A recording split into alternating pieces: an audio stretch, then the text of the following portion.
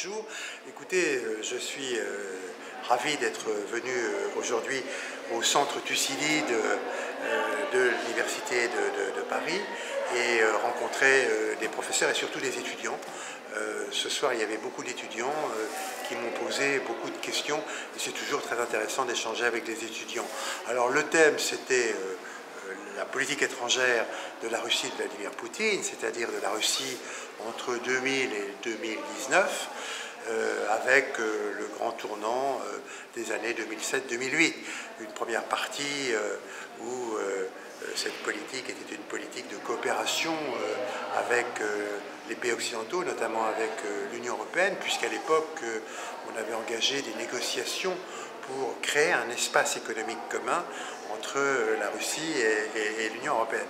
Et puis ensuite, les difficultés qui sont apparues avec la Géorgie en 2008, l'Ukraine en 2014, difficultés économiques aussi pour la Russie avec la chute des prix du pétrole à la fin de 2014, et puis des sanctions qui ont été prises par les États-Unis et par l'Union européenne. Alors actuellement, il existe un schéma de sortie de crise pour le différend qui nous sépare sur le Donbass, cette province de l'Est de l'Ukraine.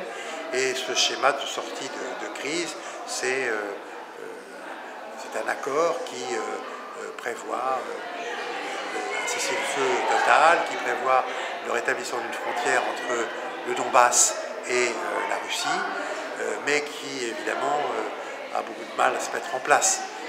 Cet accord est garanti par la Russie, par l'Allemagne et par la France, l'Allemagne et la France agissant au nom de l'Union européenne, et avec la mise en place d'observateurs de l'Organisation de sécurité et de coopération européenne.